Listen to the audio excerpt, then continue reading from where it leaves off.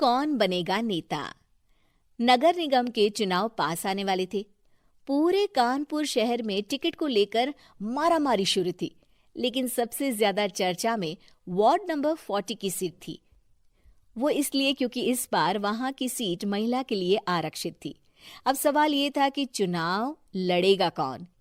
इससे पहले ठाकुर साहब वहां से पार्षद थे और इस बार उन्होंने अपनी पत्नी सीमा ठाकुर को टिकट दिलवाई और ठाकुर साहब की शान के कारण सीमा जी ने 20,000 वोटों से चुनाव जीत लिया। अरे बधाई हो सीमा भाभी, अब तो आप वार्ड की पार्षद बन गई हैं। अब तो हमारे काम आप ही करवाएंगी। अरे ये तो सिर्फ नाम की पार्षद बनी है, वो तो महिला सीट आ गई, वरना पार्षद तो मुझे ही बनना था। अब भले ही चेहरा इसका होगा, लेकिन पावर तो मेरी ही होगी। अरे वाह भाई साहब, क्या दिमाग लगाया है आपने भी। आइए आप लोग, खाना लगा दिया है सबके लिए। सीमा जी पार्षद बन चुकी थीं, फिर भी उनकी एक ना चलती। सारे काम ठाकुर साहब खुद ही संभाल लेते और जहां जरूरत पड़ती वहां सीमा जी का अंगूठा लगवा लेते। सीमा जी ज्यादा पढ़ी लिखी भी नहीं थी। एक दिन ठाकुर साहब और सीमा एक प्रोग्राम में जाते हैं। अरे ठाकुर साहब, आप आ गए। ओहो, पार्षद मैडम भी आ गई हैं। स्वागत है आप दोनों का। लगता है हमारे पार्षद फंड का सही इस्तेमाल हो रहा है। चलिए अब उद्घाटन करते हैं। ये लीजिए ठाकुर साहब कैची, आप ही सबसे पहले प्रवेश कीजिए। सब लोग आगे निकल जाते हैं और सीमा जी पार्षद होने के बावजूद भी पीछे खड़ी रह जाती हैं। वो देखती हैं कि वेलकम बोर्ड पर उनका नाम है, लेकिन महिला होने के कारण कोई उनका सम्मान नहीं कर रहा। अगले दिन एक आदमी उनके घर आता है। अरे ठाकुर साहब नमस्कार। कल ना हम नोटिस किए कि हमारा घर तो अवैध है और नगर निगम वाले उसे तोड़ने आ रहे हैं। अरे कुछ कीजिए ना ठाकुर साहब। देखो भाई, मैं तो ज्यादा कुछ कर नहीं सकता, पर अगर तुम सबकी जेब गर्म कर दो तो कुछ हो सकता है। कुल मिलाकर 4 लाख लगेंगे। अरे 4 लाख ठाकुर साहब? अरे भाई, मैं अपने लिए नहीं मांग रहा हूँ। दरोगा है, इंजीनियर बाबू है, बड़े साहब है, सबको देना पड़ता है ना थोड़ा थोड़ा। बोलो है मंजूर? तभी वहां अचानक सीमा जी आ जाती हैं। अरे ये आप क्या कर रहे हैं? पहले इन्हीं लोगों से तो आपने वोट मांगे, अब इनसे ही पैसे ले रहे हो।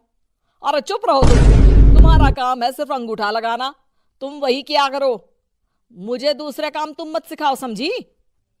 और तुम ना जाओ, अब पैसे लेकर आओ, वरना जेसीबी किसी भी वक्त आती होगी।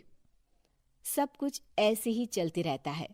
एक दिन सीमा जी और ठाकुर साहब को एक लोकल मीटिंग में बुलाया जाता है। वहां पर कई और अधिकारी लोग भी मौजूद रहते हैं। अब मैं चाहूंगा कि ठाकुर साहब हमारे बीच 2 शब्द कहें। मेरे प्यारे भाइयों और बहनों, आज मेरा सौभाग्य है कि मैं आप सबकी सेवा दिन रात कर पा रहा हूं। आपने मेरी पत्नी को भारी मतों से जिताया है, इसलिए मैं आप सभी का शुक्रगुजार हूं। मैं आप सबसे वादा करता हूं कि हमेशा की तरह हमारे वार्ड में किसी को कोई तकलीफ नहीं आने दूंगा। सभी लोग तालियां बजाने लगते हैं। अब मैं माननीय पार्षद मैडम को स्टेज पे बुलाना चाहूंगा। अपने नाम को बुलाया सुनकर सीमा जी एकदम चौंक जाती है। उन्हें बिल्कुल उम्मीद नहीं थी कि इतनी बड़ी जगह उन्हें मंच पर बुलाया जाएगा। जैसे तैसे वो मंच पर चढ़ती हैं। ऊपर जाते ही सीमा जी को सारी पुरानी बातें याद आ जाती हैं कि किस तरह उनके पति उन्हें कभी भी आगे बढ़ने नहीं देते और उनके नाम से गलत काम करते हैं। वो बोलने लगती हैं, मैं आपके वार्ड की पार्षद सीमा हूं। आप में से बहुत कम लोग ही मुझे जानते होंगे, क्योंकि इससे पहले मुझे कभी ऐसा मौका ही नहीं मिला। सारे मौके मेरे पार्षद पति यानी आपके ठाकुर साहब ही लेते रहे, लेकिन आज ये मौका मुझे मिला है तो मैं इसे ऐसे ही नहीं जाने दूंगी।